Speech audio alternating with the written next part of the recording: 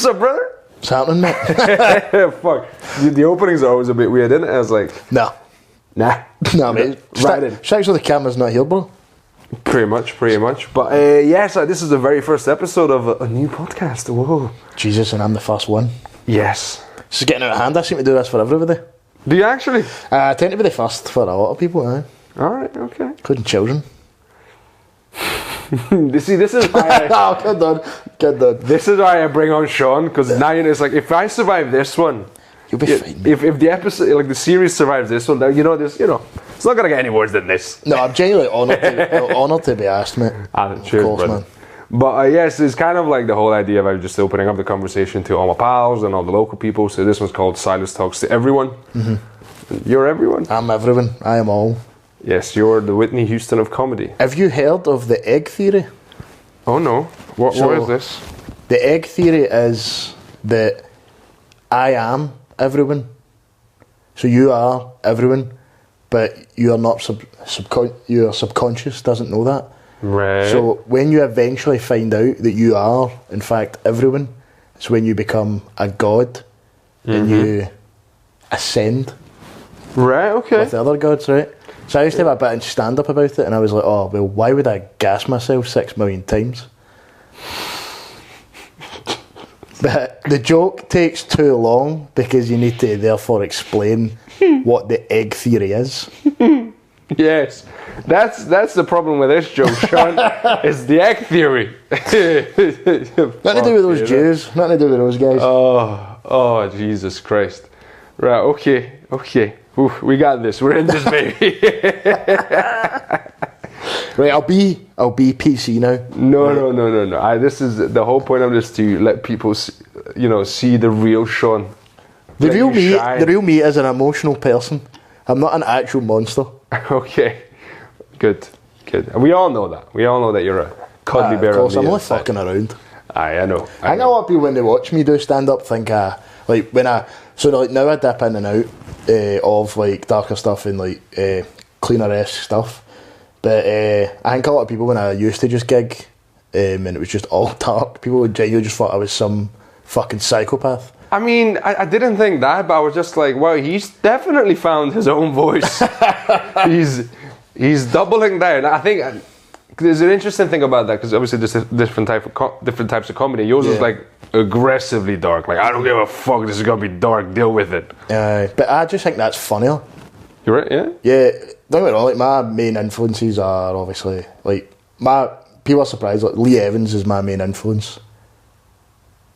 This isn't a bit. I'm genuinely being serious. Lee Evans is the reason I started doing stand-up. I don't recall Lee Evans having a mass murder, but... Well, it's gonna... You need to go back and watch his stuff. No, but I was like, very young, watched him, and he was the first kind of English comic that came and did a stand-up special in Scotland. Right, okay. So, and he was obviously massively beloved. And I don't know, mate, I just fell in love with him. I remember turning around to my dad and being like, how fucking cool would that be to just get paid to make people smile all the time? And this was your... Dead dad. This was my dead dad, yes. The host of the Fatherless podcast. Yes, the host from the grave. But I just thought it was fucking... I was like, that's pretty cool. And then it took me like fucking a decade to go start doing it. But I was really young. But... have you considered, sort of developing your force skills, and maybe you can always converse your father that way? No, never, mate. Never. See, that's interesting, because one of the things I want to talk to you about, right, is we have pretty fucked up origin stories. Like, you talk about yours a lot in your stand-up. Yeah. I tend not to too much, just because out of respect for my parents. Like, I talk about some of it, but some of the things, just out of respect for their privacy, I don't bring up on stage or in public. I mean, the stuff you've told me off stage, I've been blown away by. It shows how much a strong person you are to even be open with that with somebody. You get used to it, man. Like, a lot of trauma, like, over time, you just kind of go, yeah. And I've learned, that it could be worse, but also, like, am I going to spend my entire life fixated on that bad thing that happened, or I'm going to try to make the most of whatever I can? Yeah, that is something that I have learned within therapy. Mate, I've been going to exclusive a lot of therapy. Because I did try and kill myself this year, Silas. Yes, yeah, I wasn't going to bring that up, but... I was hanging from a tree, in, which does now sound fucking crazy. Yeah, like, I don't want to be making jokes about that, because it would be low-hanging fruit, but... Oh, shit. But that's something that, mate, I try and tell every comic, though. I'm like, you need to... Whether you do suffer from mental health issues or anything, right? But you must go to therapy if you do stand-up comedy. Because stand-up comedy is essentially being bipolar. I mean, yeah. Because, think about it, you go from such highs to such lows. And I talk about the train journey home as a stand-up comic. Right, you can go home after just killing it. Like, when I opened up for Billy, right? I opened up for Billy Kirkwood very early on in my stand-up career. I shouldn't have done it. I wasn't ready. Spoiled you? No, I just sucked, mate. Ah, right, okay. And I haven't quite found where to... I still haven't, to be fair, obviously. We're still in the trenches. Yeah, mate, we're still fucking grinding, but, like, I feel that now I'm getting to the kind of stage where I'm, like, I know where to go with jokes. Like, I know kind of how to push a crowd to then kind of try and regain them a bit. Yeah. Whereas before, I was just pushing the crowds to their limits and just ruining nights. I was just ruining nights, mate. And obviously, as a comic, that's not what you want. I don't want that. Yeah. Anthony Jeselnik's got a beautiful way of talking about comedy where he says the art is getting away with it. Yeah, that's fair. That is actually a pretty cool way of putting it. And it's true. And I wasn't getting away with it. I was fucking ruining people's lives, man. No, I think so. I've been thinking about this actually a lot recently because I've been studying a lot of this, and I think there's something about, especially if you're seeing somebody you've never seen before, right? And they come up and they're doing the jokes. Part of it wants them to succeed, but there's also there's like a trust element of it. Of like, I don't know you. You're gonna say something weird. I don't know if you're gonna pull it off, so I'm gonna naturally pull back a little bit, and then that tends to now potentially affect how I view the rest of this performance, but it might affect you as well if you don't know how to handle crowds pulling back, right? And so if you're doing that in like in the early days, there has to be that sort of almost reassurance of like, listen guys, I know what I'm doing. It's gonna be fucked up, but we will get through this. Like, you have to like just encourage them and reassure them a little bit. And if you're just going up and doing your bits, which we all do in the beginning, then the crowd's like, okay, I'm just gonna have to sit through this, I guess. Yeah. Don't know, you need to... the trust issue, that is what it all comes down to. It's like, can I trust him to make a rape joke here? Like, can I... What has he said before it that has made me allow him to do that? And that's what I missed. Not just rape jokes, I mean like jokes in general. Like, it's the thing of, you go, Daniel Sloss says you've got like the 3 strikes. Yeah. And once that's it, you get 3 times and that's you. That tends to be a bit true, like, of like, depending on what topic you're talking about. I don't go that dark. I don't have any rape jokes, but I do talk about things that are dark. You know, I talk about mental health stuff. I talk about, you know, just sometimes you just do silly jokes and sometimes you go into darker territory and stuff. But that's what I used to do. Like, not just rape jokes, but I used to go up and it'd be like 5 paedophile jokes, and you go, no, you have 1. And then you can go back to it 10 minutes later. You can't do 5 in a 5-minute spot. I mean, you can do 5 if people already came to see you and they know you. Yeah, if it's your show, absolutely. But what you need to remember is when you're at other nights, like, we were just talking a wee bit off camera, right? There's some crazy fuck out there who goes on with like a dog hat, and I gigged him during the Fringe, and I fucking hated every second of it. Because it's too invasive. Because he went up and he wore the dog hat, but he's going into people's faces, like, being so invasive, and there's a certain boundary between you and the audience. Yeah. And he overstepped it, and he's going in and he's like, do you want a treat? Do you want a treat? And I'm like, it's not funny. I'm not gonna lie, I've seen the act at the Vibe Room and I find it fucking hilarious. But I see where you're coming from, that like, you have to be aware of the night and where your act fits in a little bit. But if it's your show, that's what I'm saying, if it's your show, it's like the issue with Jerry Sadovich whipping his dick out. You go, But if people have paid and he's said on it, yeah, you know the script, I'm doing it, that's fine. But if he's turning up to the stand and doing that where people don't know that's happening, then that becomes the issue, because then you are literally invading and you're scarring people, mate. And that's something I wish I kind of knew. And shout out to, like, obviously you guys, like, you've helped me craft it. Shout out to, like, Pierce, Stu, Thomas, all these guys, man. Like, I've changed my comedy because they've made me Shout out to your therapist as well. Nah, that's not helped my stand-up. That's made it worse because I'm getting better as a human being. But it's just that it's also allowed me, because I do want to do those silly Lee Evans-esque bits, but I do want to be as dark as Frankie Boyle.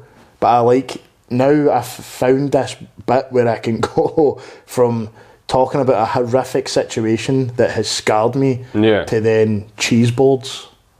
Do you know what I mean? Like, something that's just so ridiculous. Yeah, like, there's more than one facet to you. And I think if you're just doing dark stuff, it can come across a bit like, is that all there is? But it also, it hurts you, because you're making stand-up the thing you love the most harder for yourself, and you're hurting yourself because you're just not doing what you truly want to do on stage. Because I don't ever want MD to leave being emotionally scarred or hurt from anything I say. I want him to have an understanding of, yeah, this situation's kind of fucked up, but guess what? I've just made you laugh about it. I mean, I'm kind of like, I can't really, I can control what I put out there, but how it's perceived, I can't fully control it. And there will be people that will walk out. But you can manipulate them. Yeah, actually, that's the key. To an extent. That's what they're talking about. Like Anthony Jeselnik's, the art is getting away with it, and that's what it's about.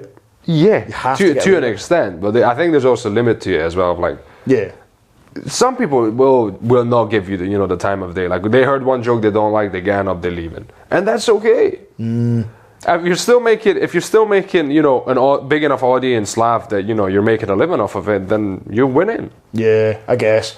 But I don't know. I just think as a stand-up comic as well, we hyper obsess. Like Obi, he talks about this, and he says he's like, all these comics in here, you could have a room of 200 people and 199 laugh at every joke, but one of them doesn't laugh at one word that you said, and you hyper focus on that one thing. Because it's as much as you, like Jimmy Carr, Boyle on it, they'll say, oh, I don't like people. You go, oh, you don't like people? What about the audiences that you thrive upon that come to see your show?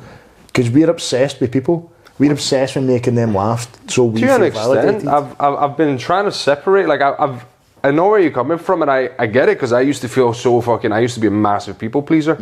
Like, because I grew up in that thought of like, my life only has any value or meaning if I made somebody else, like, if contributed positively to somebody else's life, which it sounds lovely on the surface, but it's not actually that helpful. But with stand-up now, I'm like, I respect the audience, and I love them because they pay me. Do you know what I mean? Yeah. So that's the only reason I like you guys. To an extent, like, I want to do my stuff. I'm not doing comedy just for me, because I want you to enjoy yourself, so you're willing to come back again and again and again. But I'm doing it for me now. Like, I'm doing it because I love doing comedy. Yeah. But I'm willing to, like, collaborate with you. But why do you love it? You love the validation from a crowd? No, I actually love just expressing myself. Like, I actually sat down and I was like... Really? Yeah, like, I literally was like, sat down, I was like, what? I need to get to the bottom of this. I need to figure out, like, the bare bones of why I'm doing this, if I want to keep doing this. And I'm like, I just love expressing myself. Like, I used to fucking doodle in class because I would get bored of the lesson. I just fucking... You were that weird child, weren't you? To an extent. I have weird as shit too, don't worry about it. I would always make jokes and stuff, but for the longest time I thought, I'm trying to make people laugh, because you do hear that a lot mentioned, around as well. It's in the culture of, like, making people laugh. But then it dawned on me that the highest likelihood of me making anybody laugh is me sort of fully communicating my funny. Yeah. And the funniest I can be is my funny. I can't do Lee Evans' funny. No, I don't mean... like, I want to be Lee Evans. Of course. In no way do I want to sweat that amount. Yeah. My guy, he used to get changed between fucking... Yeah, mate, that was he'd have crazy. Breaks and stuff. That was wild. But what I mean is, I would like to be able to have the lovability of someone like Lee Evans, but I would like to have the brutalness of Boyle. Right, and be able yeah, to yeah. intertwine that, because it's, I feel, see the people who can dip in and out between both of them, they are the true smartest comics. So like Norm Macdonald, Mark Nelson, Connor Burns, these people, if you talk to Connor Burns off stage, He's a sweetheart. oh no, but me and him, we go back and forth on the most fucked up jokes that we've ever wrote, right? But also he can make you just love him. Yeah, he can be a genuine sweetheart. Like, I bumped him at the Fringe and he was a fucking gentleman. Aye, legend, mate. And that's the people who like I'm looking up to, and the ones who are getting the most success. And it's because you can do both. Yeah, to an extent. Yeah, but at the same, I'm like, I was thinking about this. We had this chat a while ago of like, would you put Frankie Boyle and let's say Kevin Hart on the same bill? Fuck yeah. And That'd be the greatest comic. It would be ever. hilarious, but I'm just curious, how would that go? Because Kevin Hart, you know, he's got his very own brand of humour. I mean, if you put in old classic Kevin Hart, that Right. would be one of the best nights ever. Right, okay. But now the corporate Kevin, it becomes difficult. But his stand-up also fails is too strong a word, but it's no longer there. So this is what you talk about. So stand-up's about relatability. I can't relate to Kevin Hart because he talks about being on a private jet when I can't even drive a car. Yeah, there's that, yeah. And I'm talking about the gap in wealth. So I can't drive a car because I'm not financially stable, whereas this guy is on his private jet. I can't drive a car because I'm just not stable, period. But Get behind a motor, I'm like, extra points. I'm the same, mate. I had that Tyson Fury thing where I was like, I'm going to drive this car clean into this wall at 200 mile an hour. And then I realised this is like a terrible car that can't drive that fast. Oh, now you just got depressed at the state of your car. You're like, I'm even more depressed now, you know. No, but like that is the main thing with stand up, and that's what I feel as though like Kevin Hart has just became so industry. That's why like comedians fell in love with Norm Macdonald, because no matter where he went, he was always talking about how stand up is the number one thing for him. He never stopped gigging, even though he was at the heights of SNL and all these movies and etc. Best Friends with Adam Sandler, all that type of stuff. But he was like, nah. he was doing it his own I way. do stand up. He's like, that's kind of my bread and butter, and it's cool to be a comic. Yeah, I mean, I kind of love that though. So I came into sort of acting, and I love acting and stuff, but I realised, yeah, there's something about stand-up that's just unique. Like, it allows me to be myself. It's because like Pierce told me this, and like, he comes from that background of, mate, Pierce. See if you just watch Pierce Higgins and Lewis Reed, like if you go on set with them and anything, it's fucking mind blowing. So I'm not in any way like an actor, any shit like that, right? But the respect I have for that craft, for just knowing they two guys, like I'll watch films and stuff and I'll go, oh my god, that's crazy, like because they've told me little bits and I go, oh, that's how the camera kind of pans there, and then like, or the actor turns there. Oh yeah, it's a beautiful puzzle, man. It's unbelievable. Beautiful.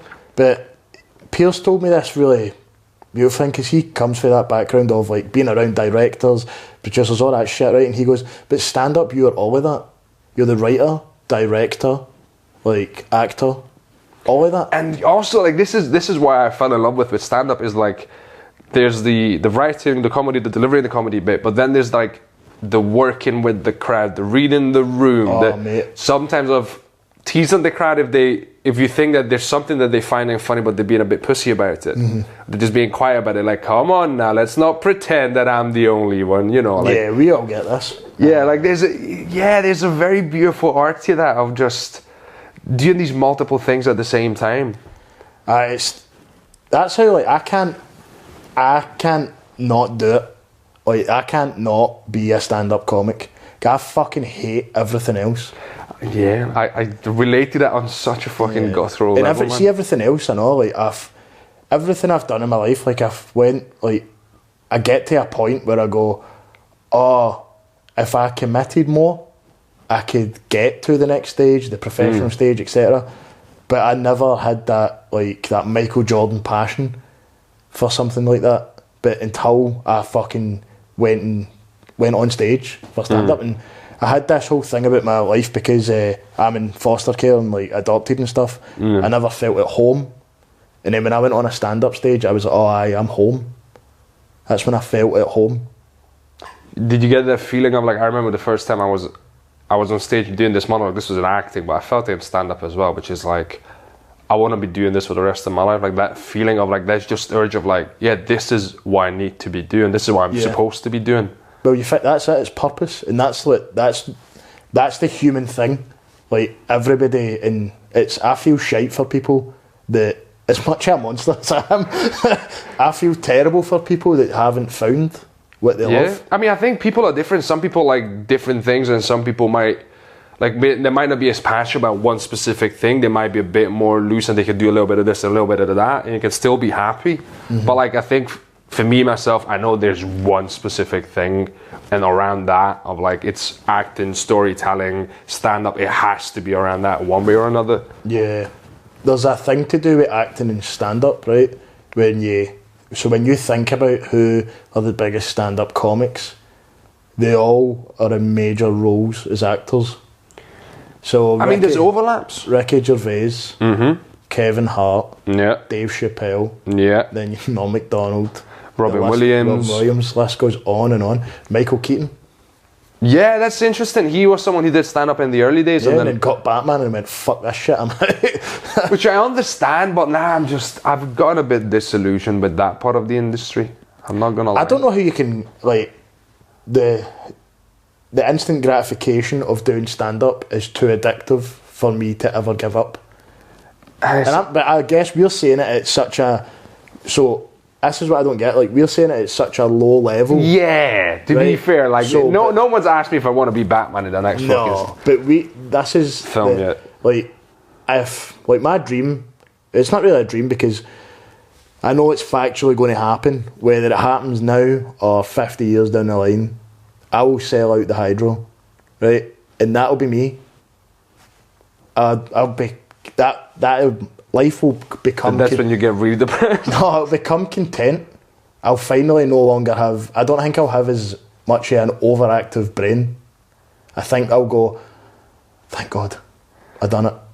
But then obviously I know you think it's a Tyson Fury effect, like when he won the championship and then he became really depressed. That's when he got depressed. But I think you might be putting the wrong expectation on it. It will be still amazing when you sell out a Hydro. No, but I mean in the way of like... Your whole life won't make sense because you sold out a Hydro. No, I don't mean that. I mean for a career-wise of going...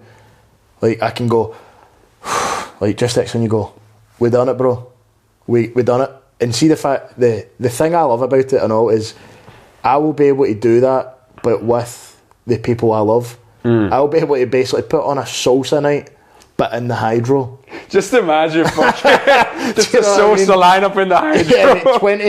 Yeah, 2,000 acts on at the Hydro. Everybody's doing a minute. Everyone's doing 5 minutes. Yeah. There's someone doing new material. But I think that's such a... Oh God, Kyle's trying to like be host. Like, hey. But I think that's such a beautiful thing to achieve such a great feat, but with your bros. Of course. And I don't see when I say bros, women, non-binary, male, whatever you want to identify. Everybody. They're all the bros. Everyone is bros. Bros gender not specific. Bros a state of mind, man. It is, and I just think that is my one true calling. The thing I'm annoyed at with the Hydro is there's only really one comic who is Scottish that can sell that out. Bridges? Yeah, right. But think about it. All these Americans come over, sell out our fucking arena. All these English cunts, no offence, come and sell out our arena. Whereas when you go, well, all these Scottish people want to see these fucking cunts. Why do they not want to see all these other Scottish acts? Because it should be Scottish people selling. So that's an interesting one. But in Ireland, right, they all, like Colin Geddes, William Thompson, Shane Todd, right, all of them have built up such big fan bases revolved around one another, like all together collectively, and they all sell out the big arena in Ireland. So you go, what the fuck has happened here? We should be selling out our own arena. It shouldn't just be Bridges. There's something to be said for the whole, you gotta it's almost like people are expecting the industry to give them the, okay, you can go and try now to sell out the arena. Yeah. Now, obviously, getting to that level, it's huge, right? Mm-hmm. But at some point, there just has to be someone that goes, fuck it, see what happens. Yeah. Like, you're not supposed to do a 1 hour show 1 year into stand-up. No, I'm not saying that, but I'm like, mate, I don't even have a 5 minutes, right, where I am content or happy with. But that's the Dave Attell thing. That's the death of the artist there, right? When you go, no matter what I do, this material I will never be satisfied with. I'm content with knowing that, and it's the only way to be in stand-up, because once you become content and like happy within your material, it's when you start to dip down. You think so? Massively. I think that's what you can start doing different. I'm like happy with, I can work on different stuff. I can see what happens here. I know, but you can go, but that's what I mean. You need to constantly work and write. So it's like the Louis C.K. thing when he came out and he goes, I'm going to do a special every year, right? And I don't mean like he's having sex with a disabled person. It's been too serious. I had to crack a joke. But like that kept him driven, and that's why he's one of the best. Aye. To ever do it, because he just was. He got that from Carlin. Yeah, exactly. And who's another great? And it's because they just keep writing and working, and that's all, mate. Like, but at some point you have to be happy enough. Like, you know, I'm happy enough with this to fucking not just play in front of a crowd, but like, you know what, this is going to be the special. Aye, that's what I'm saying. And like, then I'm going to start working on the next one. Aye, you're fine to do that, but it's when they go. It's like you'll go, oh, I've had the same set for, I don't know, like 10 years. Then you go, oh, why? Why would you have that? Oh, and that's bullshit. That is, like, that, I have to very politely disagree. Fucking, not even politely. I have to disagree that you have the same set for 10 years because... No, but I'm saying... Nothing's evergreen. But people do have that. Not in comedy. Nothing's that evergreen, though. And, like, how are you gonna... Oh, like, what are you gonna do? You're gonna, like, how long... Do you gonna have to wait before you go back to the same town so you can do the same set all over again? Like, what the fuck? Well, think about it. If there's numerous club comics, right, and then they go and just do the same club set all the time. Cool, you do you, buddy. But that's what I'm saying. Their aspirations and their contentment they go, oh, well, this works here, so I'm just going to do it so I keep getting paid. But then you go, but you must have something more than just being a club comic, because that's not like shitting on like just being a club comic. That is some fucking achievement. If you just do stand up full time, that is a crazy, crazy achievement. You know what? I think there's nothing to be shut up on. It's like, if that's what you want to do, cool for you, but that's not for me. And that can't be what they just wanted to do. It can't be, because every comic's dream is to be a touring comic. It has to be, mate. Why would you get in there? Like, you can't just go, wait, I'm talking about if you really, really are digging in and you want this, like you fucking want stand-up more than anything, you can't, like, Andrew Schultz talks about it on the Brilliant Idiots podcast with Charlemagne, and he says, if you set your your goals to go, I just want to do stand-up full-time, that's all you're going to achieve. You need to just set these crazy fucking goals, these that are going to... You have to pick a crazy direction, that's fair, yeah. And that's what I think all of them do. All of them, like, mate, all of these comics must have started off thinking that, but then something has went wrong where they've just became content. And once I think you become content within your material, and you know what works and etc., and you don't try new stuff or whatever, that's just kind of the death of the comic. Like, that's you go, oh, well, I know I'm getting paid this amount of money out this week if I do the same set and the same gigs all the time. Interesting. And I just don't think that's as fulfilling as going, oh, what happens next? What am I doing next? Yeah, of course. I mean, yeah, you should never stop, man. It's like life doesn't stop. There's always something new happening. There's always, like, don't make me go fucking like existential and whatnot, but like the world's constantly evolving. Why aren't you? Exactly. That is true. And I love, by the way, pros comics that are going to watch this. I'm probably going to get a bit of shit for saying this. Yeah. But guess what? I go, but see, when I am at your level, I will be at your level for a smidge of time before a trajectory goes even more. Well, listen, again... I would love nothing more than to see every Scottish comic on the circuit sell out the Hydro. But my vision goes, why are we not doing arenas? Why are not every comic here doing arenas? Why are we not arena comics? Because clearly the arena wants to be filled. It's happening though. You got Connor Burns. Yeah, he's shooting up, and he seems to be someone who doesn't fucking wait around. He's not waiting for doors to open. But he works, mate. And James McCluskey told me when they two were doing the open mic scene together, he worked and worked and worked all the time, where he was writing new stuff. And then, mate, I even had a conversation with Connor Burns, and I watched these old Hot Water stuff, and we were both laughing because he was like, "Aye, I sucked," but he went, "But I knew I sucked." He was like, "I knew it, but all I wanted was stand-up, so I fucking worked and I dressed and I knew where I had to go." And then I've spoke to somebody who knows Connor very well. I'm not going to say the name or anything. I'll tell you off camera and shit. Aye, that's fair. But the clips, that was what it was. That is what has blew Connor up. He was already amazing, just the world hadn't seen him. Yeah. When did they see him? When he started uploading clips. And then he blew up and he deserves it. Mate, I've seen Connor numerous times, man, and I always ask these pros, I says, how is it the second you get on, you dominate? Like, they've got the crowd in the palm of their hands the second they get on, and it's just that, and you can tell, but like when we watch them, you're in awe, because there's something there that we don't have yet, that we will learn. We will learn that. Yeah. Now that's the quite funny thing with acting and stand-up, is that there's no book that fully explains how to do all of it. So quite often you get into it and you have a lot of passion, and then you get to like this fucking something that feels like a dead end of like, I'm trying really hard and I know where I want to get, but I don't know what the next step is. Like, I don't even know what am I doing wrong? You just fucking bang in your head of like, why is this not working? Yeah. And like, you don't even know where to begin, how to fix it. And that can be like the most demotivating thing. And you're literally giving it your best at the time.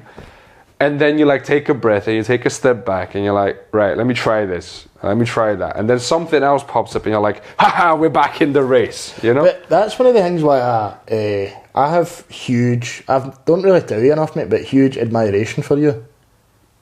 I really do. I'm not going to pretend I'm not flattered, thank you, but... Mate, I watch the relentless posting clips, reels, getting banned off Insta, but you don't fucking give up. Like, damn it, you're constantly just uploading stuff. You're constantly in people's faces, telling them, I'm fucking Silas, you're going to love me. I'm obnoxiously posting. But no, but that is such a good thing, where I look at everyone else and I tell them, mate, I think me and you might be the first major comics that have told the open mic scene, get a podcast, get uploading clips, get a fan base, because when you are 10 years into stand-up, that fan base has grown up with you and you will be selling out tours. It's an investment, not like... See, that's the other element of stand-up game of like... And any showbiz of like developing your own audience. Mm-hmm. So I did this sort of... A year ago when I started uploading vlogs and stuff, I was like, okay, what are the business fundamentals of stand-up, of showbiz? And it's like... We always say showbiz, but it's actually the attention business. Yeah, that's what the money people care about. So if you can get people's attention, retain people's attention, then that means you're on the right track. That's what you need to be focusing on. And once you do that with your own audience, you don't need the producers. They can help you, put you in front of other people, and hopefully then they'll stick along and follow you, and you have more loyal fans and whatnot. But it literally just comes down to you building up people that are willing to see you and willing to pay to see your stuff. Well, that's what, see, like agents and all that now. Their first question to you is, what's your TikTok following? What's your Insta following? And I mean, I don't know about the comedy agents. Acting agents still tend to behave about that, but there's definitely, like, you see it all the time of fucking Hollywood just gives a random TikToker a lead role in a film. Because that's what the money people care about. But also, fair fucks to that stupid TikToker. They uploaded stupid dances and they were good looking and they've made it. Like, I love acting and I love stand-up, and I'm a purist to a degree when it comes to the art form. Yeah. But I'm also aware that that's not all that's necessary to make a living. Nah. That's not the only skill you need. And if you're just playing the one game, oh my God, you're gonna suffer. Unless you get really lucky. Yeah. Within stand-up, like, I do try and look So I had a really nice heart-to-heart chat with Billy on the pod, right? Now, Billy to me is one of the best MCs to ever do it. I mean, yeah, he's frighteningly good, mate, right? And I bum him up all the time on basically every podcast I do and go on, because just the opportunity he gave me, which I fucked, right? I know I fucked because just too soon, mate. I was a few months in, mate. A few months in, man, and to do it. But you know what, boy? You had the balls to do done it, like. But opening up for somebody of that magnitude is fucking, that early on is crazy. But yeah, I did one whole support story for Ouija Henkada, and that was like, I get what you mean though. Like, it's a different kind of environment. Mate, you need to win those motherfuckers over, because they don't give a shit about you. They don't want to see you. They want you to get the fuck off that stage so they can see that Ouija Henkada. Yeah, of course. That's when I hosted the Mike Emotion and Ouija Henkada's Fringe show. And so I didn't need to open for him, so I just had to host, so it's well easier than what you had to do, because when I had to open, when I opened for Billy and then I opened for Mark, like, I could tell the difference from me just being like a few months in, and then from me working my fucking arse off and gigging like fucking, writing like fucking, making sure that crowd loved me at Mark's. But I spoke to Billy because, like, to me, Billy should be on a bigger scale.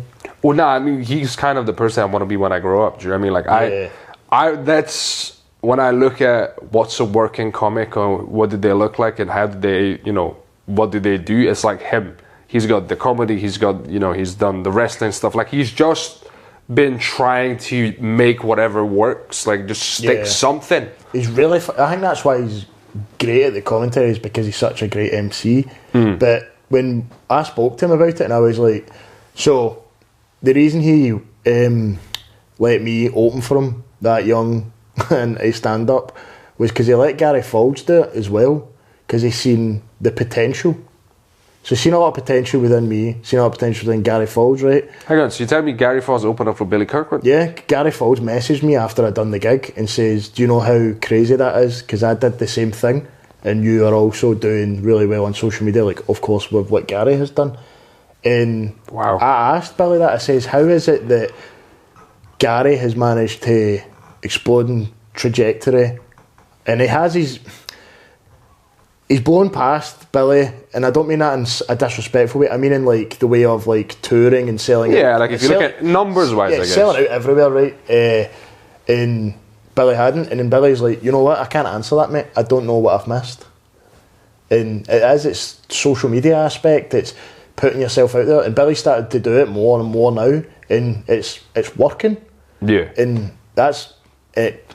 Again, it's like if you only focus on one aspect of the game, you're fucked. And that's why I see everything that. So Brian Kavanagh hates the social media that you need it, right? Yeah. I said to him, I said, if Mark Nelson was at the stage I am, right, and he had already amassed about 30 to 40,000 fans, he would bite your fucking hand off. And I was like, so I'm doing what they didn't do when they were up and coming. Like, see all this stuff I'm talking about? I have no right, okay, to be saying stuff like, oh, you should be doing this and that, right? Like, to be, like, let's put it out there as a disclaimer. We're fucking mostly semi-pro comics, open mic comics most of the time.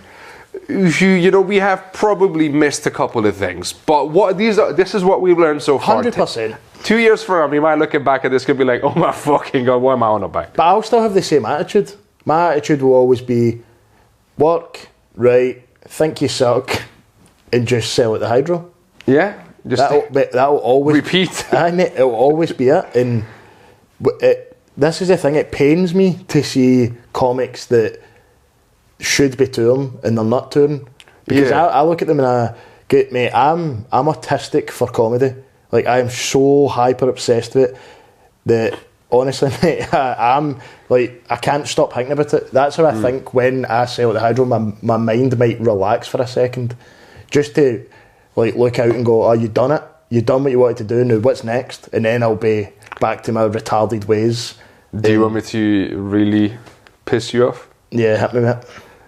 is it maybe that when you get there, then you realize your brain just hyperactive and there's something else missing, and you're gonna be like, oh, I need to get hyperactive about something else now? No, because I know, see if you're doing like therapy now, I know that these two, like, my... Food for thought. Aye, no, but I know, like, for, like, my complex PTSD is a separate thing from what comedy brings to me.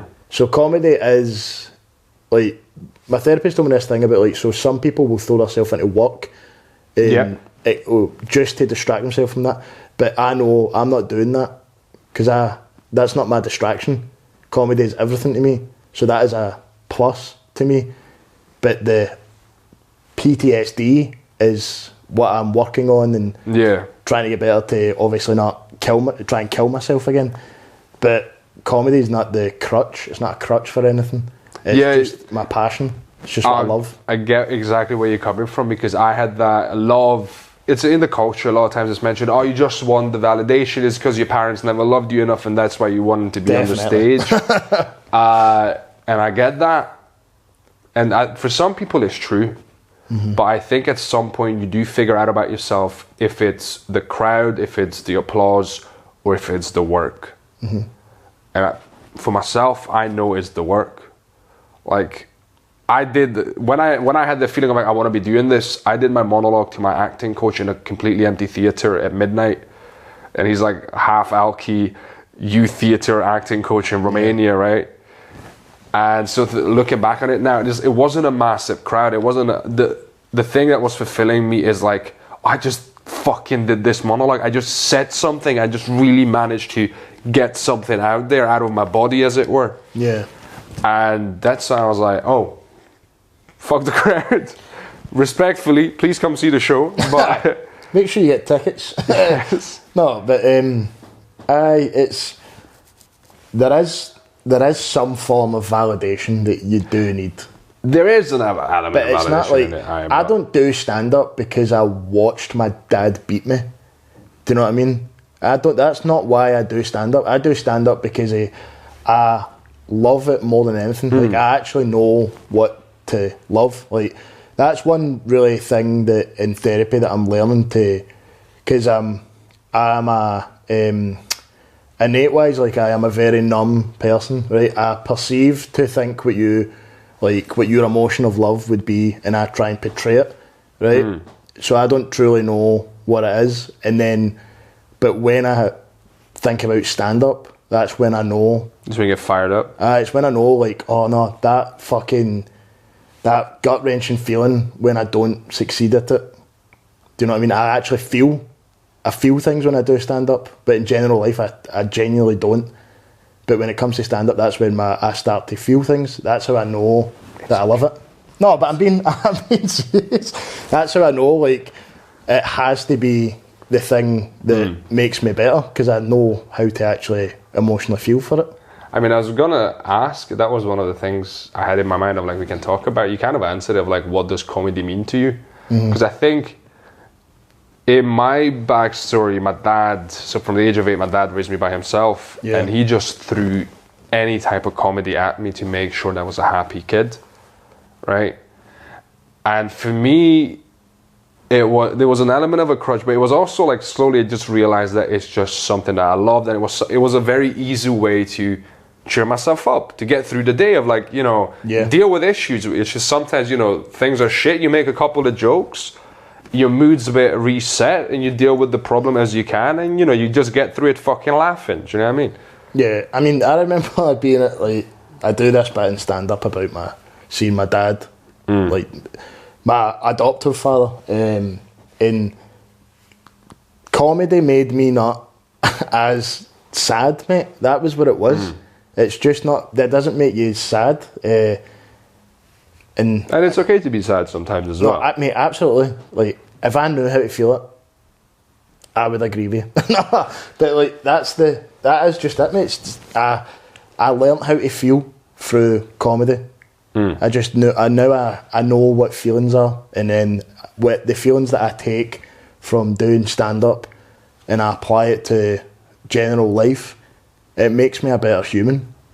So that's all it is. And Mate, I have fucked so many things from being so numb, and from the time that stand-up has came, and then having that massive suicide attempt, and then learning that you need to feel to function. Yeah. And that's what comedy is to me. It just makes me function, makes me be human.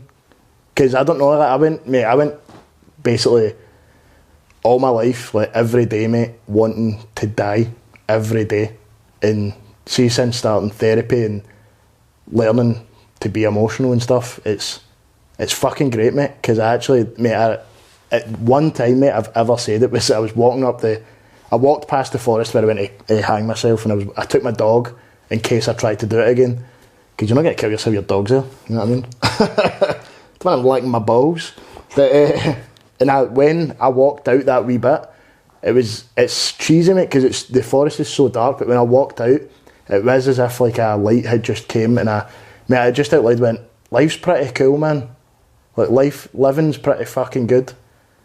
Like, it was the first time I felt like I didn't actually want to die, and it's because of all these things that came together. Like I'm fucking trying hard at something that I love so much. I got to see my mum actually be emotional. Like my adoptive mum's like this great woman, like who fostered and adopted our whole life, but we're not really that emotional with one another and touchy. And the fact I got to see my mum cuddle me and be like, "Don't fucking do that. Like, I love you." And then when I come off stage and I get to see all my bros like kill it, and we've all had a great night of stand up, and then going to therapy and doing all these things, mate, all these wee things, and it just kind of makes you go, life is pretty fucking cool. I'm proud of you, man. You've come out a long fucking way. And of course, like, and I'm learning to deal with the fuck ups. I mean, I've hurt so many people, but people don't realise, see, when you're so depressed and your PTSD is there, that's another person. That's a really key thing with depression. It's a person with like so many filters on top of him. Yeah. And sometimes it's like you don't even fully know who you are. No. Because of it. That's the one really good thing I would tell people with depression. Like, you are not your depression. That is the bad person who is trying everything to make you kill yourself. Like, I've done stuff to people that I would never ever do, like, now, because I kind of know myself better. And once I realised that kind of side, mate, I was like, when I actually got to realise who Sean is, do you know what I mean? It's like, I'm an emotional person. I'm really emotional. Like, when I mate, see, when I watch yous on stage, I feel like crying, mate. I feel like really emotional, because I'm so like bubbly and in love with the fact that one of my bros is up there fucking doing what he loves and he's killing it. That's a beautiful thing to me, to watch your best friends just love their life and kill comedy. That's a beautiful thing to me. And I never thought I would be like that. Like, seeing relationships and stuff, mate, I've been so bad with emotions, and I haven't been a but it's the muscle daddy. I just couldn't open. I just could never open. And then try to hold in those feelings of like wanting to cry, watching like you guys do that. I told you, man, you gotta try lube, bro. I know, man, I need to lube it up, man. But it's just all these wee things, mate, just make life worth living, man. And I now can say, like, when I came out of doing that, trying to like hang myself, there was a thing where I was like, I need to learn to regret like wanting to kill myself, not regretting that the tree had snapped. And now I do. I was like, mate, you are 27, like, you have so many people that actually do love you. You've got this amazing career, mate. This is the best job ever. There is not a job it's hard to argue against that, mate. It's fucking class. Yeah, and I was like, mate, it's a small blip. I mean, I used to think I would never be loved. Yeah. I would never be loved, and but then I look at yous and I go, but these motherfuckers love you.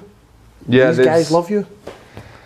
Yeah, so I've had my sort of serious mental health episode was after my grandma died, and it was just like guilt and shame of not being there, but it was like suddenly everything that's up until that point made sense was just numb. Yeah. And it was just like this, like, I would just kept thinking like there's something wrong, this is not enough, there's no, like, I'm completely missing something, and it was literally just this weird feeling of this odd disconnection. Like, I mentally knew, I was like, no, this can't be true. But the feelings were just not there. The feelings of like, yeah, I'm you know, people care for me or things like that. And that's when you start, like, I was fortunate enough because of my family history of being like, okay, if this is happening, that's a thing that happens. You don't have to believe that.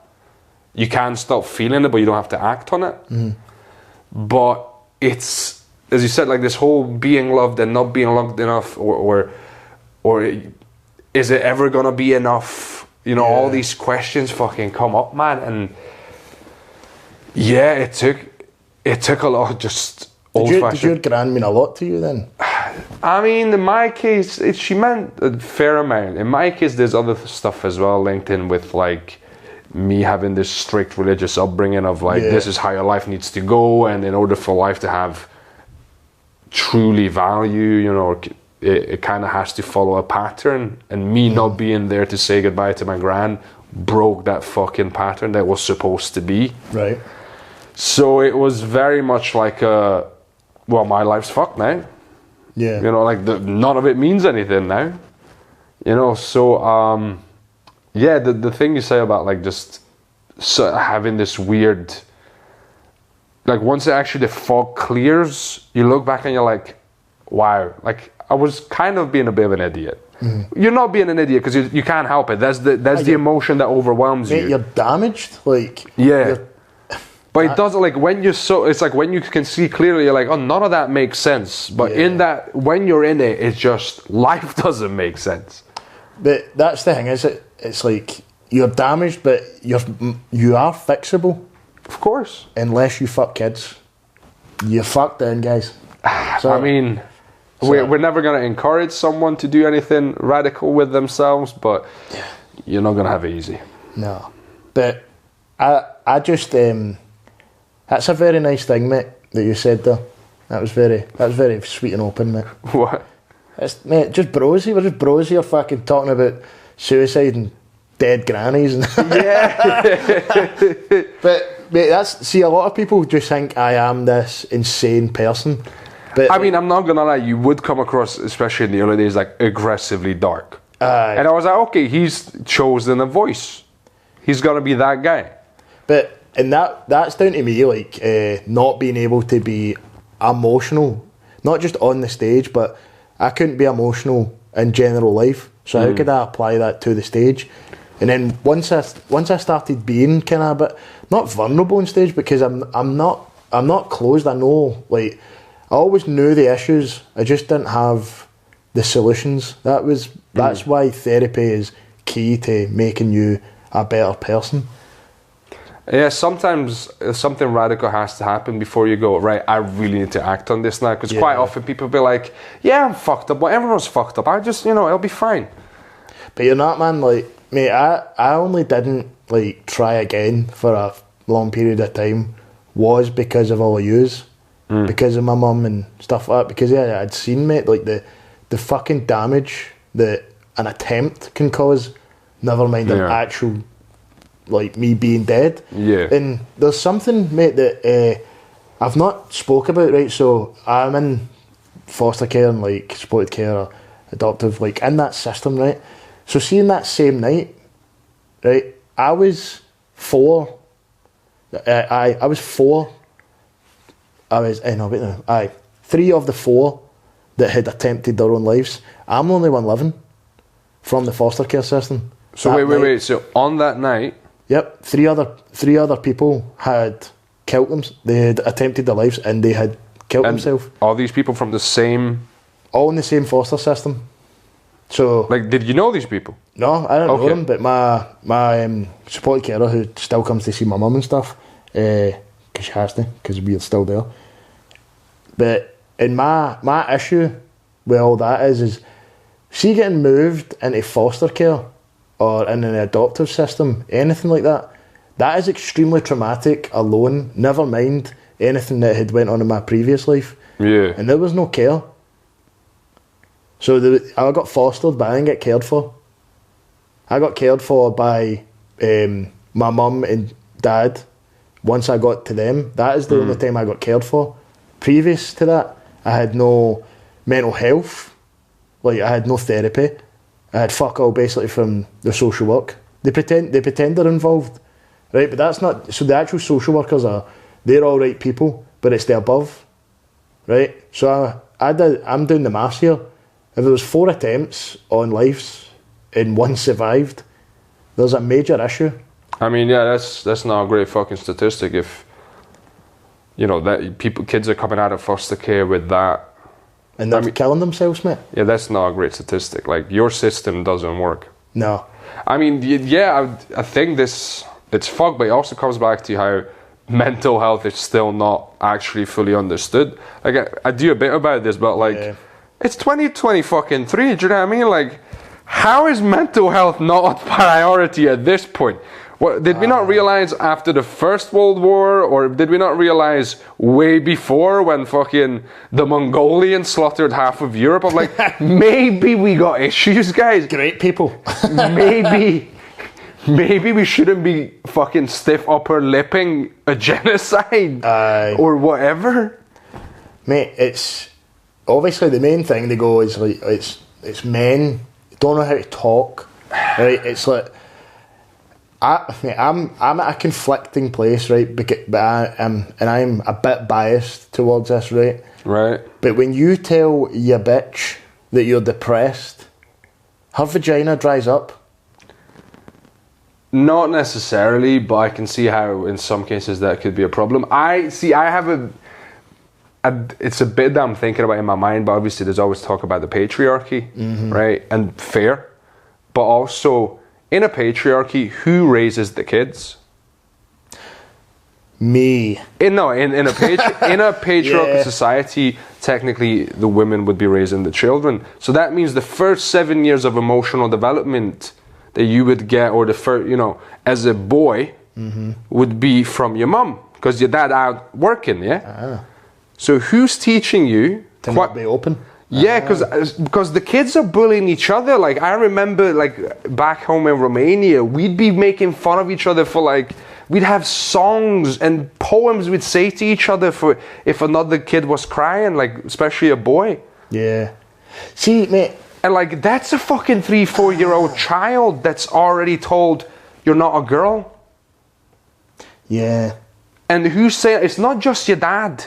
Like, I'm sorry, you can't fully put all the blame on the dads on this one. I think the main issue with my dad was he was home too often. Oh God, yeah, you've told me about your dad. Yeah.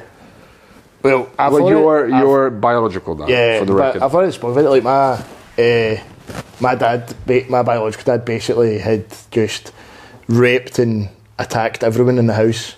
That is basically my circumstance is different from a lot of people, man, but I try and tell people, see, when like, people try and tell me stuff and they'll go, oh, but it's nowhere near as bad as yours, and I'm like, but we're not in competition, mate. I was like, you have suffered from your own stuff and I've suffered from mine, but the priority is, are you okay?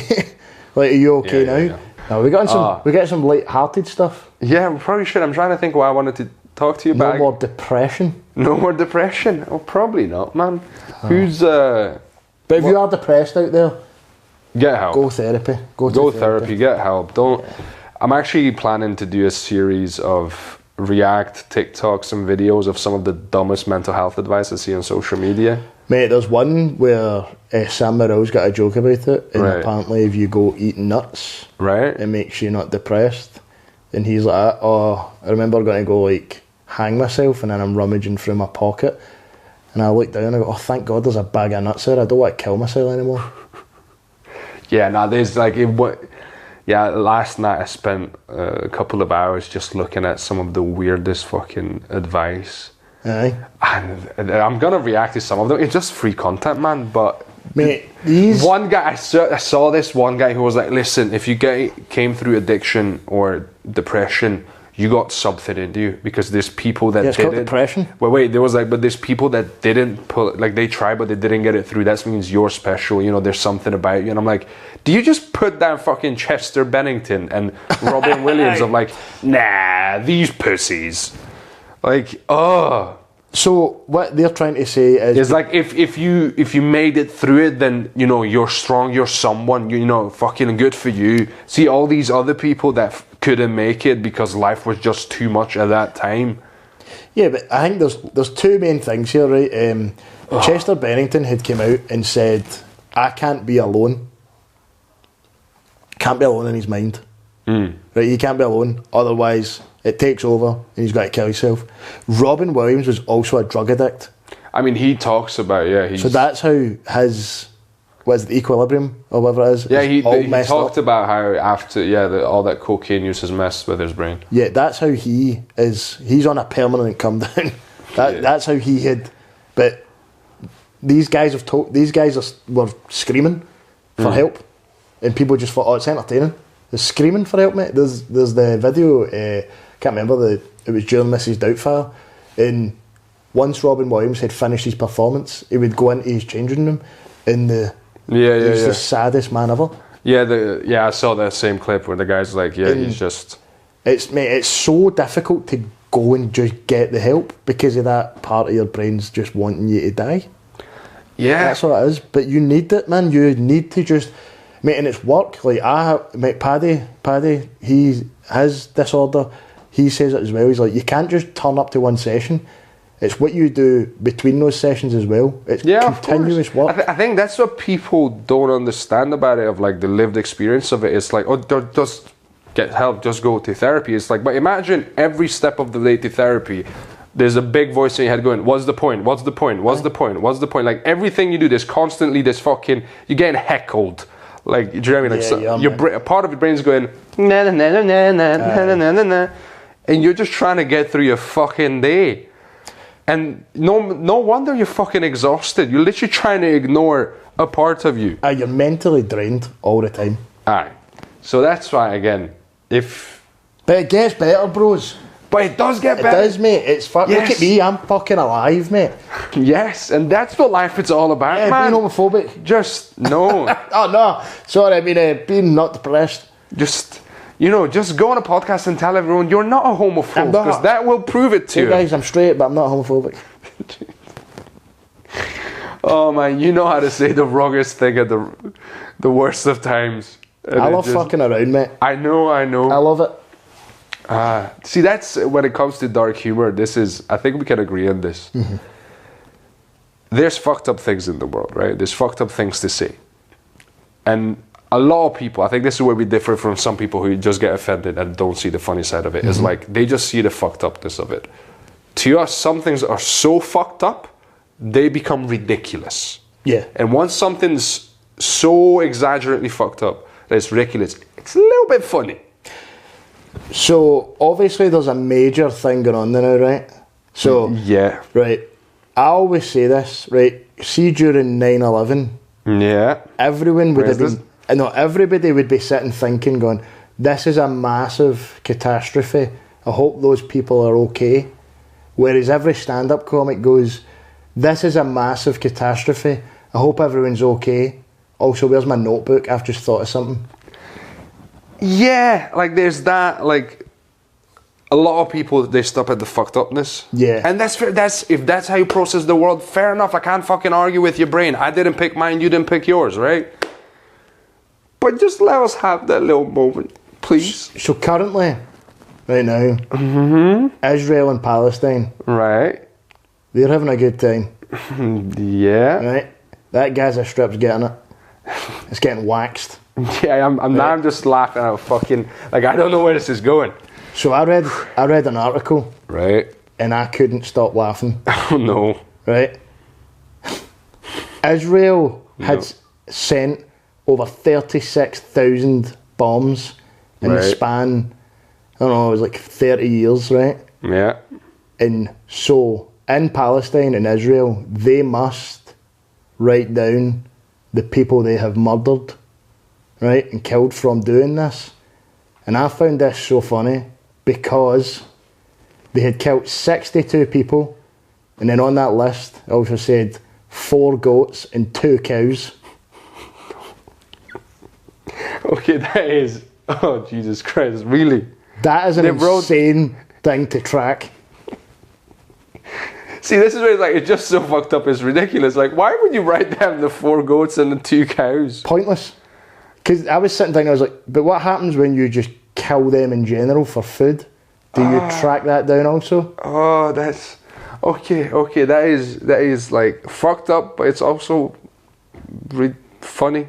It's just ridiculous. It is. And you also go, how shite are your bombs? You've sent 36,000 bombs, and you've only killed 62 people, 4 cows, and 2 goats. Where are you firing them to? The middle of the ocean. You go, we've killed 2 whales and 4 goldfish. Oh man, yeah, that whole thing right now is fucked. Yeah. I hope fun topics. I hope all of them are okay, man, because it's crazy that they're living in such a fucked up place now, man. I mean, just because of my own stuff, I've been kind of avoiding seeing the most gruesome things. Mm-hmm. But yeah, it's not easy not to get depressed about it when you look at it. I mean, we've got our own Gaza over here, and he's terrible. So the Gaza they must be amazing. We've got Paul Gascoigne. Oh, Gaza. Okay. He's a terrible person. I'm sorry. See, that's the thing. I'm not a football guy, so. But that went. Their Gaza must be amazing if they're doing all that for it.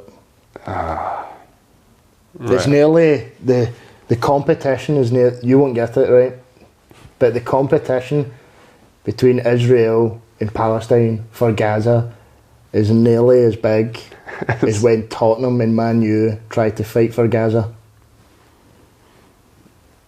There's people laughing right now at that. Probably, again, because I don't follow football. I've got through... The media thing is crazy, isn't it? Because they're talking like they're surprised. And I mean, the media... You're surprised at a war that's been going on for the whole of time? Yeah, the media is... It's been disheartening to learn how fucking just untrustworthy it's become. Like, yeah, well, it's hard to tell what's propaganda and what's... Don't watch... I can't remember. Somebody in the comment section will put it down, but I'll send you it later. But don't watch the BBC or anything, because they don't have anyone in there to report on it. So their reports could be all bullshit. Yeah, it's been eye-opening to see the amount of nonsense that gets passed for news or like trustworthy information these days. Shout out to Kamzat and Islam Makachev after their wins, said the war has to stop. Because Palestine's Muslim, aren't they? Yeah, I'm traditional Muslim. So, yeah. And those two are, but they're not saying, oh, we should kill all the Jews. They're saying it has to end because there's kids dying. I mean, yeah, I think that's... But I love how they're like, oh... Any reasonable person's position would be the war has to end. Yeah, but I love how they're going, oh, if there was no kids dying, it'd be okay. I don't think they're saying that. I don't think they're saying that. It's just that's like... That's just showing how extreme it is and how fucked up it is, man. Yeah. Nah. I was... this is a very serious podcast. I know. Comedy podcast where we cover... I'm funny, guys. I'm funny off this.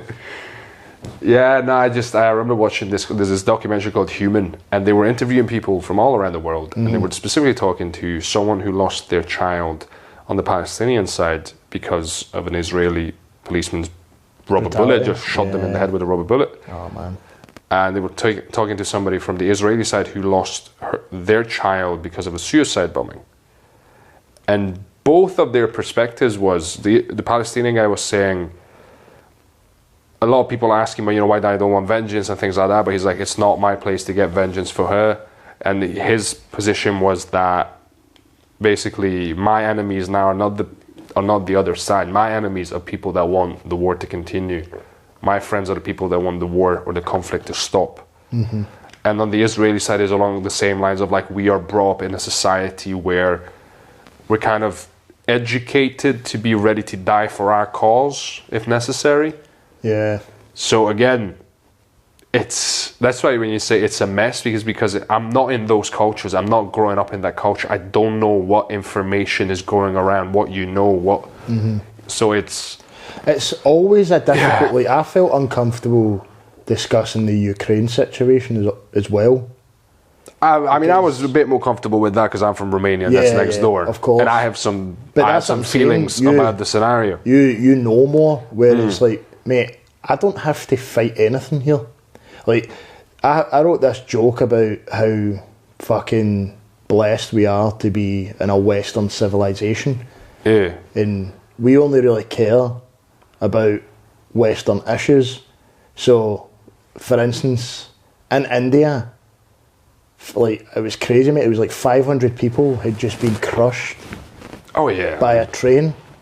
Whereas over in Scotland, when we heard an Indian had been crushed, we just assumed that somebody had defeated the local eating challenge at the takeaway. Okay. That's where this is going, okay. Right? And that's a joke upon going, we don't have any issues here. We don't have any major, like, we've got a couple of dickheads who run the country, but we don't need to worry, like, I don't need to worry about, like, so, like, we just fund those problems from a distance. Oh, 100%. Aye, we make money from them, but that's what I'm saying. Like, we don't have to William Wallace the English now. Whereas, give it a year. The Palestinians need to William Wallace Israel. I mean, do you know what I mean? That's what I'm saying. The magnitude isn't as major. Like, mate, Scotland is such an amazing place. Like, you get paid to better yourself and get a degree to therefore further your money, right? You get free health service. Women get, or non-binary, whatever you want to call it, get free period stuff, right? I mean, they do now. Yeah. You also, when you get a child, you get a package that is like with nappies, baby formula. Like, mate, Scotland is fucking amazing when it comes to that. Of course, there's issues and stuff. Nothing's perfect. But not like, mate, like, I can bump a PS5 off of Argos with an Argos card. I don't need to worry about that until I turn 50. About paying it back. And I've just outed myself, and Argos are going to come to my door. But that's what I'm saying. What's the biggest issue I've got? Oh, Argos are going to come down and repossess my PlayStation 5. Not there's 36,000 bombs coming down to crash on my house and kill my 4 goats and 2 cows. You really? Oh man! Why would you put that on? Like, oh, never mind. Oh, it's called a callback, guys. But you know what I mean, don't you? I mean, yeah, it kind of makes you go, right. I'm pretty all right here. Yeah, but like also, it kind of like increases your empathy, like around the world of like. I feel awful, mate, for those people, and I don't even hate either of them. Yeah, it's just, I'm like, I haven't fully like I don't have enough time to look into it to be like, okay, this is my fundamental opinion. This is the right side. This is the wrong side. I can say that I don't think civilians and children and innocent people dying on either side of the issue is a good thing whatsoever. No, never. And you can say that from a military perspective, Israel seems to have the upper hand. Mm-hmm. But then you start talking about, is Iran involved in this? Is somebody funding the US terrorist or the money? But is the terrorist organization getting funded from other power players and stuff? You know, that's when shit goes. And see, as much as everyone's going to talk about this and all that and try and come out with, oh, how do we fix it? How do we do this? They're going to do what they're going to do, mate. Yeah. That's what, mate. Either way, they're either going to kill all of them. Like, we are going to be in a modern day genocide and we are going to sit back and watch. That is the sad reality. It's genuinely what happened with Ukraine. I mean, yeah. Do you remember what happened to Georgia? When Russia fucking blew them out of the water? No, I don't think I was... Was Georgia? Mate, there was like a front cover. Yeah, I know there was front cover in the Daily Record, and this woman is holding her dead child and surrounded by nothing but bullets, fire, blowing up buildings, and she is sitting there like crying, caked in blood, and I need to worry about Argos coming to repossess my PlayStation 5. Do you know what I mean? Times be crazy over there, mate, and I'm worrying about my PlayStation 5. That's the only worry I have. I mean, yeah, why are you depressed, Sean? Why is it... Why... Do you have something to be depressed about? But, my PlayStation 5, mate. I've mentioned it numerous times. I bet you've been dropping hints. Yes. But that is the... Is that going on the note? Should have taken my PlayStation 5. Yeah. But it's just so upsetting. You've got some dickhead bitch at fucking Starbucks, mate, complaining that the guy's not put enough ice in her fucking iced macchiato, or what do you call it? And you go, well, I'm getting my PS5 repossessed, so that's the real issue. Yeah, I think some point... At some point you just kind of go, like, I don't know if you can become numb to it or what happens, but you just kind of go, what the fuck, man? Like, yeah. I mean, I was talking about it in therapy, right? Like, so this might be how these Jordans feel about my PS5, right? No, I'm kidding. But see, once you're in an environment that's so violent. So when I grew up, when I was young, from the ages of 1 to 7, right? I grew up in such a violent place, right? Where my biological father used to play with us about murdering us, right? And it becomes a stage where it becomes such a norm that you become so numb towards him coming in with knives putting through your hand, beating your mum in front of you, raping everyone in the house, right? Becomes such a norm and numb that this must be how these people feel over there, where they're thinking things like, oh, I've just seen my neighbour get his whole house blown up, but we're still going to stay in this house like it's nothing. I mean, yeah, you saw that with the Ukraine situation as well. Somebody I know who was a delivery driver here, was also a photographer, actually ended up going to Ukraine, and he was the pink rider for peace or something like that. And he just went through the war zone on this pink bicycle, taking pictures and doing interviews. And there's like people in the middle of the war zone just doing their washing, and you just kind of go, yeah, man, it's so upsetting for those people, mate. It's just mad to see, like, yeah, there's a lot of good in this world, but there's plenty of bad. Yeah. And it can be shocking to the core. And I can't imagine how much therapy they'll be needing after this. Fuck yeah. And then over there and all, you need to pay for it, so they might need to get their PS5 repossessed. You're really fucking working. You're fucking stuck in this PS5 bit, aren't you, Sean? Yeah, mate, I'm very worried. Very worried. Right. Can we actually talk about something lighter now? Because I don't know if this interview series will ever get a second episode, but fuck it. Mate, I think, mate, I don't know, man, I should not have been this serious on this pod. But I've tried to crack some jokes in between. But yeah, you did. You definitely did. I seem to recall quite a number of them. There are some jokes I'm going to go home and work on, but I think I've got a bit about Gaza now. Oh, God. But, mate, that's the thing with those jokes. You go, like, I am also a human, right? I understand the humanity side to it all. But as a comic, I go, I could get a 10 out of this. So, but you need to time it. So you need to go maybe 4 weeks, 6 weeks down the line. I can maybe start cracking some jokes. So we can talk about that. So see when last year the Queen died. Oh, mate, but that's different, isn't it? Wait. And there was a 10-day, no comedy clubs, no entertainment. I had to cancel a solo show.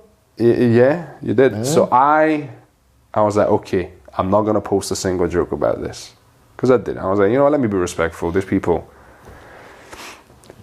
I had them, you know, like... Well, I mean, I had them see the second she died. I had them written down. I had a... Because that's how, like, I'm not going to apologise, that's how my brain fucking operates. No, but I had a 2-minute monologue that I had uploaded, but I waited, I think, a week before it, and I uploaded it, and mate, nobody cared, like, about her dying, and it meant a lot to the older generation, because apparently she was a really good queen.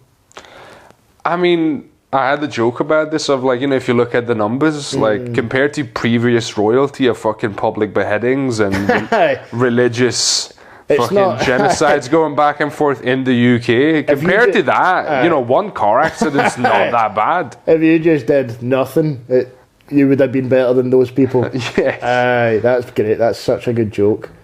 But, I don't know, mate, like, the thing is, as well, you go, in Scotland, the only... people that cared were the Rangers fans. Yes. Because they lost their mascot. I mean, yeah, again, it's not my culture. It's the royalty for me is just something like, what the fuck? I'm amazed that we... In the 21st century, it's kind of like... It's the thing as well, it's like... They talk about the shite of... Oh no, but they bring all this in and they do all this, and you go, but Buckingham Palace makes the money, the building, not her. Because she's not coming out every hour and fucking waving. Not anymore. No, definitely not. And he's not making, because if he waves, he'll take out half of the building with his fucking fat fingers. Jesus Christ. But that's what did the king ever do to you? Oh mate, that guy's fucking, and it's like, mate, he's all fucking each other. He's all hate black people. You hate gay people. Yeah. You want to fuck kids. So you're going, why? All of this allegedly. No, some of this proven. This is all true, right? I have spoken to them and personally. Yeah. Told me, because mate, I was in mate, and Big King Charles was dropping that N-bomb like it was nothing. It's crazy, mate. Guy's wild. Allegedly. I've got some recordings, mate. I could show you the people, but I can't show you it, but I can tell you about it. That's all you need to know. Okay. But they're pretty bad people, mate. I mean, it's royalty, man. Like, what? It's such a wild lifestyle, royalty. It's the same with that other guy, the one that went away. What's his name? Was it Harry? The prince that stepped. Aye. But he's not, mate, he's not the fucking... Listen, mate, he's not the greatest guy on earth either. I'm sorry, but I've never was really invested in the royal family, but this just made me go like, what the fuck? Like, who's asking for this? And that's the one time I agree with not everybody needs a podcast. Yes. When they started one, I was like, yeah, you guys didn't need this. Like, what are you going to talk about? Mate, see, if I had 100 million in the bank and I was... the prince, I would not be doing anything, mate. It's like it's almost like there's two. I believe in free speech. I believe everyone, if there's the genuine opinion, should have the freedom to express it. But like sometimes I'm just like, see, if you're a social media influencer whose whole thing is their butt crack is hanging out, or you're part of the royal family, shut the fuck up. Like if you're gonna talk, like if you're a Tory politician talking about the working class and what bread costs on the average, shut the fuck up. You have no idea what you're talking about. The thing is as well with their podcast, it's proofread. Is it? It has to be, mate. They will have somebody proofreading that to make sure they have not said anything that's offensive or could fuck them legally. Right. So it's not like... As opposed to this podcast where fucking... That's what I'm saying. So anything goes. So it's not like... Shout out to James English. Fuck that guy, mate. I can't stand him. He is mentally challenged. I don't know him, but I know him. I don't actually personally know him, but he was one of the people that came in very pro Andrew Tate. And I was just like, listen, I watch Andrew Tate as someone from Romania. I'm like, you're so full of it. It's fucking ridiculous. Like, he'd say something about Romania and like 10% of it would be true. That's what I was going to ask you, because you are Romanian. Yes, I am. So guilty as charged. What? You want to know his statistic? What? that Andrew Tate has sex trafficked more women than Hugh Hefner. Has he actually? No, I made that up. Okay. I made that up. Man. Okay. I used to do that bit in stand-up about him. And, you know, it's like Romania has like two fucking like international renowned figures. One of them's a fucking blood-sucking, you know, fucks up your entire life, takes away your money and then takes away your life, and the other one's Dracula. Do you know what I mean? Like, but that is pure shite, isn't it? Because I can imagine Romania is pretty beautiful. oh yeah, like big up Romania, man. It's stunning. There's a couple of tourists, students. One of them's German, the other one's I think from America or from the UK. I can't remember, but like they did a whole. They called Romaniacs on Instagram. They just went to different places in Romania. It's fucking stunning, man. Like, but that's what I'm saying. And then and it's cheap. £1 for a fucking beer. Go to Romania now. But that's must be frustrating as being a Romanian person, and then only people when you tell them, "Oh, I'm Romanian," they go, "Do you know Andrew Tate?" Oh yeah, I had that, man. For some reason there was a 17-year-old Iraqi or Iranian. I'm sorry, I probably mixed that up, but kid, like he's training to be a barber, right? And I was like, "Where you from?" Romania. He's like, "Oh, you know about Andrew Tate?" And I was like, "Yes, go on." Like the amount of teenage boys that asked me about Andrew Tate stood out. I don't, right, so I get into a bit of shit for saying this, right? And I was talking to Rory Spence about it. Right. Shout out Rory Spence. So, Funny guy. A great guy, mate. Really good guy. Loves weed. But I'm in the mindset of one thing that I agree with Andrew Tate, right? Right. So, Andrew Tate, his message in general, utter bullshit, right? 99% of what the guy says, I do not agree with. There's one thing I do agree with, right, is people are allowed to be who they want to be, right? So, I am a man. I like being really manly, right? Except for when I listen to Taylor Swift. And there should be no shame around wanting to be a man, go to the gym, fight, and provide for your family. There shouldn't be any shame in that. But there is a shame on that. There's a massive shame on that. Not from like within yourself, but a lot of people say, they go, "Oh, it's misogynistic to want to provide. What, can the women not do that? Why do you need to fight? Why do you need to go to the gym? Why do you need to be a man?" And you go, well, I feel it's kind of what I want to be. This is an interesting topic for me. Is like it's not fundamentally a manly thing. It's if that's something you want to do, fucking do it. You should not be ashamed of wanting to fucking fight or wanting to provide. The modern dating scene is very wild right now because you have sort of the vocal feminists, then you have like the traditionalists, and then you have people that are in between, picking and choosing whichever they like specifically. But the thing is, it's like people who are like that. I'm all for inclusivity, but then you say something that they don't like, and then all of a sudden I'm not inclusive. You go, you can't just be inclusive to what suits your narrative. You must be inclusive in all aspects. I'm not saying like, all right, so let's have the Pope sit with a member of the KKK. That would be crazy. I'm not talking that inclusive, but I'm talking about like, for like a guy like myself, like, and by being a man, I mean like I like having manly features and like you know what I mean, like masculine traits, like traditional masculine traits. I like that shit, and I want to. I do. Mate. What is it about it that you like? Do you like? I like you just like the rah? I don't know, like you like the energy of like rah, let's go. I like being angry sometimes and just smashing things. Okay. And I think that's a traditional, because women wouldn't smash their own TV for playing FIFA, whereas I would, and I think that's funny. I mean, my mum always likes to joke about smashing plates and stuff, so you know. Aye, but that's because you're Jewish, isn't it? Mazel tov. But that's what I'm saying. There is a group of men out there that just want to do that, and there shouldn't be anything like you shouldn't feel belittled for wanting to be like that. And as long as they're aware of who they are and they're being respectful and they're not being coercive or violent or manipulative. Sure. Yeah, but that's what I'm saying. That's the thing. People assume when you say you want to be those things, it means you reject everything else. No, some of these guys just want to wake up, go to the gym, provide for a family, and then come home. That's it. You gotta, like, to a certain extent I can understand, but you also have to be open to a degree of, like, just navigate the world and be willing to make some. Right, no, but that is what I'm saying. I'm saying these guys don't want to intrude on others or, like, belittle them else. They just kind of like the way they are. Like, some people like to just be traditional. Cool.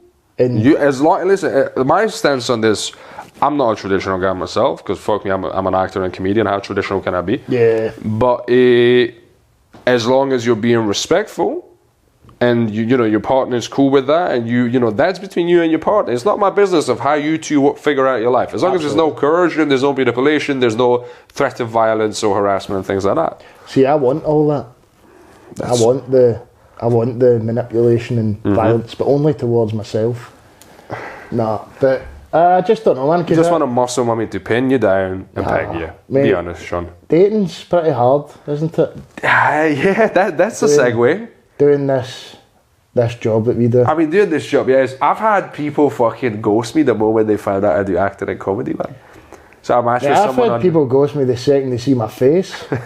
That's not ghosting. That's just knowing what's good for you. But I literally had this, like, we start chatting. What do you do? I'm part-time waiter. I do comedy and acting. No fucking word ever since. Hey, do you know what's so funny? Any woman that goes out with us now, it's the greatest investment ever. It's literally like putting in £100 into crypto when it was majorly big. I mean, yeah, but here's the thing. Every comedian says that, Sean. Do you know what I mean? So it's got to be, you're trying to figure out which ones are the actual, like, not everyone's Dogecoin, you know. We are, mate. The biggest shitcoin about. And also, keep in mind what happened with Dogecoin as well in the end. No, but you won't it's difficult because see how hyper obsessed you are with it. So I always struggled with, and I still do kind of struggle around with being with kind of normal people, because when they're talking about something, I'll be like, this is boring as shit. Like Tom Segura talks about it. Like he drops off his kids, right, and the guy goes like that to him. Oh, we should go out and like a night out, all the parents, and he's like, why would I do that? He says, my best friends are professionally funny.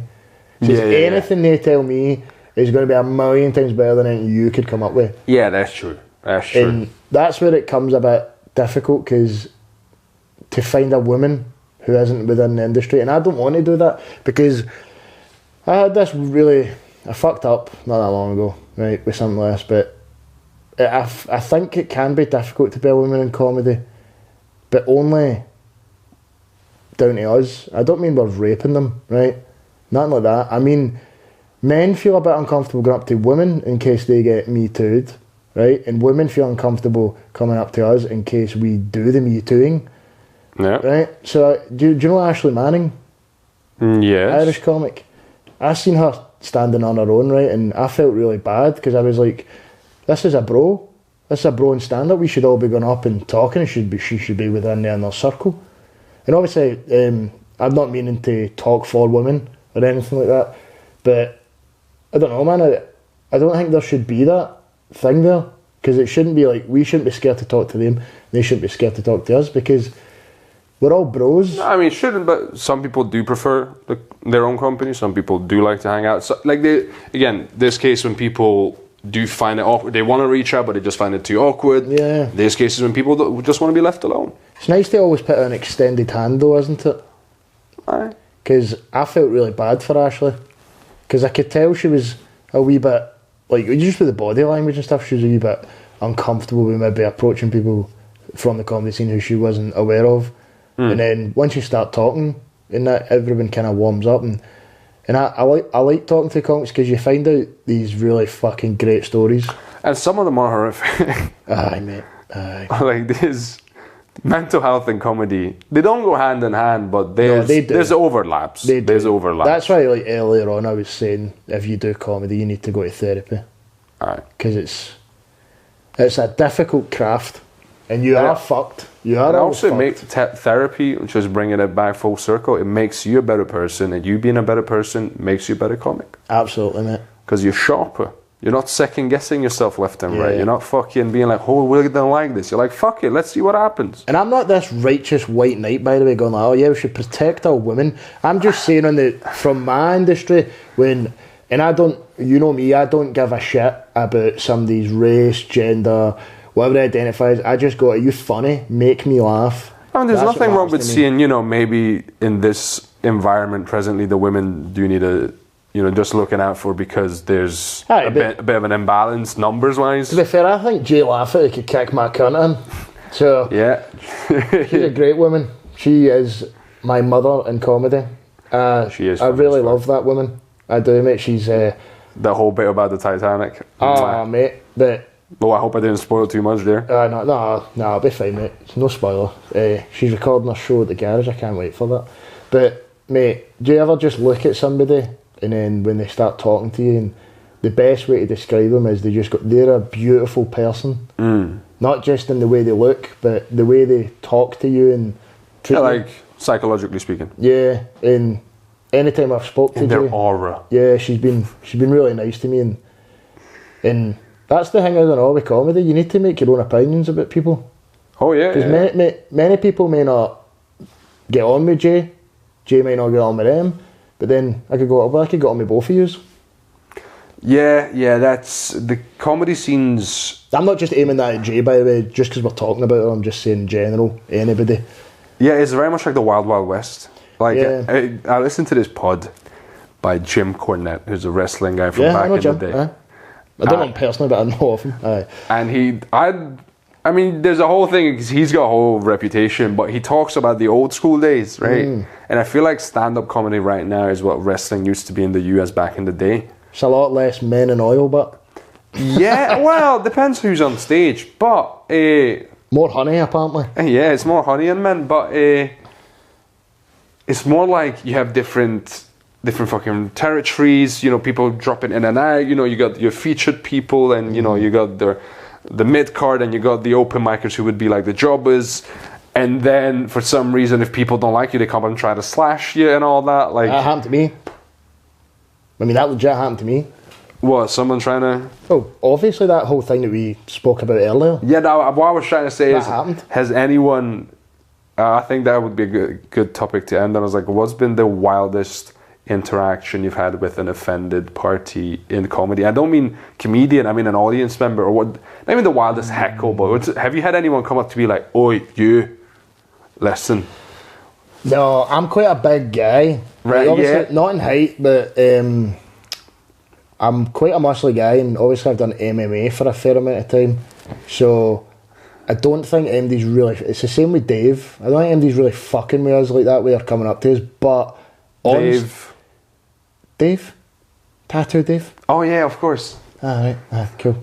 But... I thought for a second I was like, is he talking about Dave Chappelle? Me and Dave Chappelle, we go way back, me and Big Dave. Imagine I was just on first name terms with Dave Chappelle. I know. I was like, But there's quite an infamous story on the Fatherless podcast, Right. which is mine, and it's about... yeah, we haven't even. I mean, we mentioned that. We mentioned. I've mentioned but the they know, photos. Dad's dead. That's why it's called it. So is Adam's. He hung himself, his dad instead. Oof. And then that's obviously why Adam was even more upset that I tried that. But moving on. Dean likes the story. Dean T. Byrne. Shout out to Dean. Shout out Dean. A lot of shout outs going on in it. Yeah. But Come on, tell me. I had a joke about people with Down syndrome, right? Okay. And when I did the joke, I said the word Down syndrome, and a man repeated the word by going, "Fucking Down syndrome." Right? And I always found that so funny, because it's not even a heckle, it's just an echo. Do you know what I mean? But that would probably be the worst one that I've had. But I don't really get heckled, mate, because I'm quite good at just fucking... Hey, what? people up. Like, I was just curious if you had people like not even heckling you, because yeah, again, I wouldn't see people heckling you so much, but just people could try and have a word of like, "Listen, mate," like. Aye, but I had to I've had kick somebody I've had a out. comic do it. I had to kick somebody out. Did you? For the Fringe. Oh, so you did? That's crazy. The guy wouldn't just shut up. Like, he just kept talking. It was so wild. Like, Alan's opening, right? He's doing like a tight 5'10", and he just comes like machine gun, like, oh, I got that was funny. And every single fucking sentence, he just would not stop. Comedy's the only one where they do that. And like Frankie Boyle's got that joke about it. He goes, comedy's the only one where he's come back and heckle. He says you wouldn't see that at like Shakespeare. He's like, my son had melancholy, and you're like, aye. But I don't. And I mean, right? There seems to be a problem with there's a whole thing about musicals, people fucking singing along and dancing and being shit faced. That's more enjoyable. So if my only response that I need is if I ask you something, you respond. I retaliate with something funny or not funny, right? But then if I'm doing material, all I need is for your ears to listen and your mouth to open up for laughter. That's it. And then we both win here. Because I get the validation from you doing that, and you get to cry laughing. You get that euphoric feeling of laughter, right? And then that's potentially feel better about your life. Yeah, and that you get escapism for an hour. That's it. But Jerry Seinfeld thinks that the stand-up special has ruined comedy for that. So he believes that people who have never been to stand-up watch stand-up specials, and then they see the comic react to a heckler, and then they think that's how comedy is done. They think, oh well, I must go to this. I mean, crowd and all the crowd work videos. They're great for us, for algorithms. Yeah, like they've changed careers, but they can be bad though, because I mean, there's a negative side effect to it. It's like for pro comics and stuff, and like maybe people who are a bit been in it for a good wee while and they can kind of handle that stuff. But like if you have somebody who's doing like their first maybe 10 gigs, what is it? Is it Tasha Mott? Yeah. The young female comic. Yeah, she's not the youngest comedian right now on the circuit. Is that a pronoun? That is female.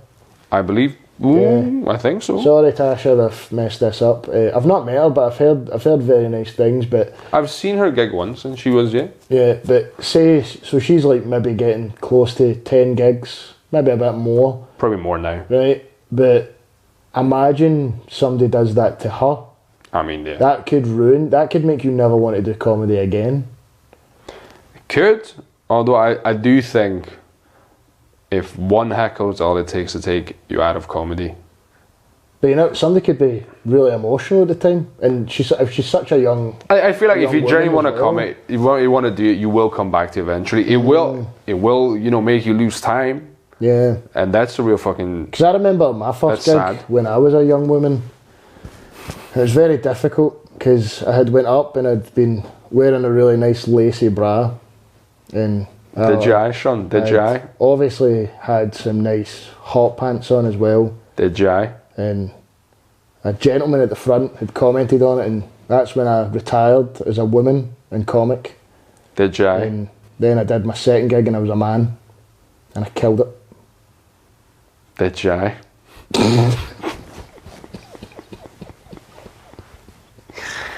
Oh, nobody will get that subtle joke that I have just played there. You might have to explain it to me afterwards. But oh, don't worry about it. Don't worry. But that's nothing to do with Tash. I've never met Tash, but I've heard really nice things. She's apparently a really good comic, and I look forward to gigging with her. Mick Mac says she's really good. And I really like that young fella. Mick Mac's hilarious. Mate, I had to sit in the back of the stand with him for his first stand gig and tell him, "You've got this, bro."